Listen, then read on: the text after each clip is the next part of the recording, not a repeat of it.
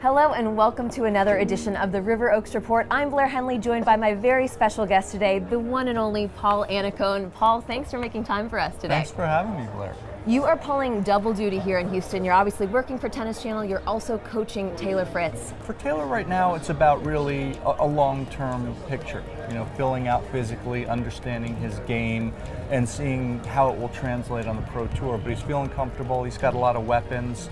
And I love the fact that he's kind of a relentless competitor. Regardless of what level he brings, he just tries to figure out ways to problem solve in the middle of the match. So it's a nice recipe. Yeah.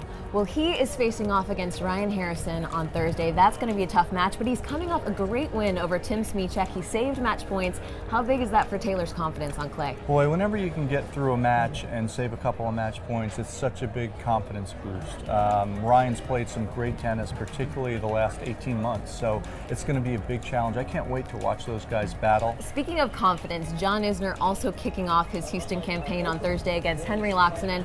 He won 2 matches of the season leading up to Miami, goes and wins the entire tournament. What does that say about the nature of the game of tennis? Well, first of all, it's a great story because John's a terrific guy. He's one of the most well-liked guys on the tour. Started off this year struggling a bit, as you mentioned, and so for him to go into Miami Masters 1000 and walk away with his first 1000 title with so few matches on the win column tells you about his resilience, tells you about his ability really to believe in his weapons, and the biggest weapon is that huge serve. It's one of the best ever.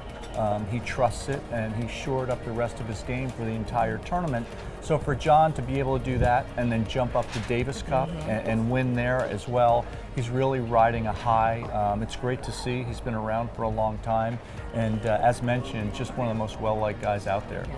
Well, another match starting up on Thursday is going to be Jack Sock against Horacio Zeballos. That's going to be a fun one, but I'm really looking at the matchup between Frances Tiafoe and Stevie Johnson. They've never played before. What do you think we can expect in that match? Oh, that's going to be a great matchup. Stevie's the defending champion here, obviously. Plays great, loves being down here. Squeaked through his first match, did a good job to get past Ernesto Escobedo, where he was really in trouble.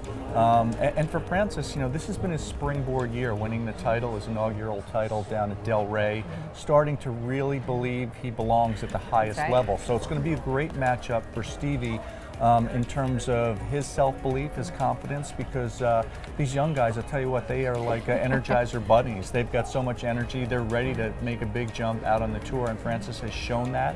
So Stevie's going to have to be sharp. He's going to have to dictate with his serve, but it should be great tennis. And finally, Paul, we could not leave you without talking about your new book. There it is. Coaching for Life. I love the concept behind this. You're taking the things that you learned through coaching on the court and applying them to everyday life. Yeah, it's an interesting thing. It's really a work of passion of mine. It took a long time to put together, about a decade, really. Wow. And what I kind of did is I just went through all my notes of coaching Sampras and Federer and Tim Henman and Sloane Stephens, and also my own playing experiences, and tried to, attribute the traits that make these players so able to excel in moments of pressure. What are those attributes? What do they do, and what are their processes?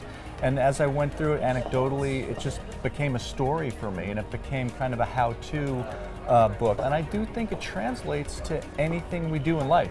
Because look, when we have good days, we know it's easy to go to work, right? What do you do on your average days? What do you do when you have adversity? And this book is about how to manage that adversity and how to take some messages from these great superstars and plug them into your own life. Well, Paul, thank you so much for joining us. You can definitely pick up a copy of Paul's book, and you can see us again tomorrow on another edition of the River Oaks Report. We'll see you next time.